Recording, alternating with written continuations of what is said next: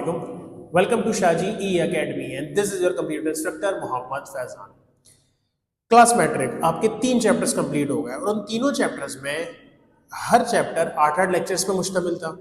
अब हम बात कर रहे हैं चैप्टर नंबर 4 की, विच इज कंट्रोल स्ट्रक्चर। क्योंकि ये चैप्टर बहुत बड़ा है, ये टॉपिक बहुत बड़ा है, तो ये 8 लेक्चर्स में कवर नहीं हो पाएगा। ये कवर होगा 16 लेक्चर्स में, जिसमें से 8 लेक्चर में मैं आपको कंडीशनल बात बताऊंगा और 8 लेक्चर में आइटरेशन की बात होगी।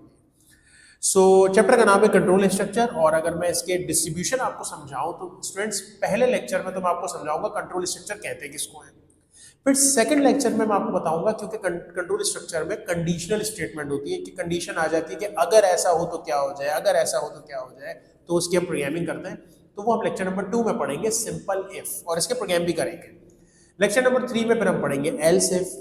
लेक्चर नंबर 4 में पढ़ेंगे फिर नेस्टेड इफ, यानी एक इफ के अंदर एक और इफ। फिर उसके प्रोग्राम भी साथ साथ हो रहे हैं, हर लेक्चर में उसके साथ उसके प्रोग्राम होंगे, जिसकी आपको प्रैक्टिस भी करनी है और अपने पास नोट डाउन भी करना है। Lecture number 5 if with and और, ये बूलियन ऑपरेटर्स हैं जो इफ के साथ अप्लाई होते हैं। एंड क्या क्या काम है, और का क्या काम है, ज़ाहिर है प्रोग्रामिंग भी देखेंगे और थ्योरेटिकली भी पढ़ेंगे। फिर लेक्चर नंबर 6 में हम पढ़ेंगे स्विच स्टेटमेंट, जो इफ का ऑल्टरनेट है कि इफ की जगह आप स्विच को इस्तेमाल कर सकते हैं। मैं आपको ये भी बताऊंगी कि कब स्विच को इस्तेमाल कर सकते हैं, कब नहीं कर सकते, और इसके एग्जाम्पल भी करेंगे। फिर लेक्चर नंबर 7 हम दोनों का कॉम्बिनेशन पढ़ेंगे, इफ और स्विच का, कि इफ हो और स्विच हो, दोनों को मिला के कैसे काम करना है। और लेक्चर नंबर 8 में हम जो अभी तक पढ़ा है इसको रिवाइज करेंगे और इसके एमसीक्यूज देखेंगे। तो एक पार्ट हमारा कंप्लीट हो जाएगा, चैप्टर पूरा नहीं हुआ।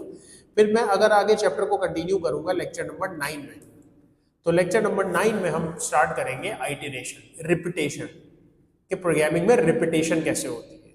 फिर लेक्चर नंबर 10 में हम पढ़ेंगे, अच्छा रिपीटेशन में 3 लूप्स हैं हमारे पास, फॉर, व्हाइल, डू व्हाइल, तो आपको नजर आ रहा होगा। लेक्चर नंबर 10 में हम फॉर लूप पढ़ेंगे, लेक्चर 11 में व्हाइल लूप और लेक्चर 12 में डू व्हाइल लूप।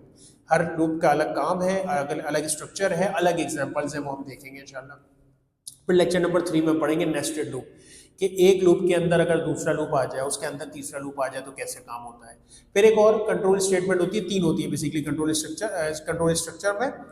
इफ वाली हमने पढ़ ली, आइटरेशन हमने पढ़ ली, अब हम बात कर रहे हैं जब स्टेटमेंट की। तो लेक्चर नंबर 14 में हम पढ़ेंगे जब स्टेटमेंट, और फिर लेक्चर नंबर 15 में हम सबको कवर कर लेंगे, इफ के साथ लूप सब कुछ कवर होकर स्टार्ट करेंगे। और लेक्चर नंबर 16 में हम करेंगे इसके एमसीक्यूज, जो अभी हमने पढ़ा।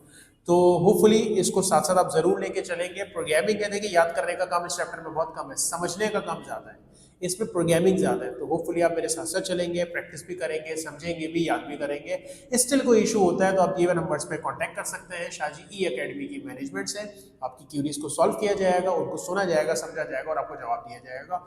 सो इंशाल्लाह आप इसको कंटिन्यू करें। तब तक के लिए अल्लाह हाफिज़।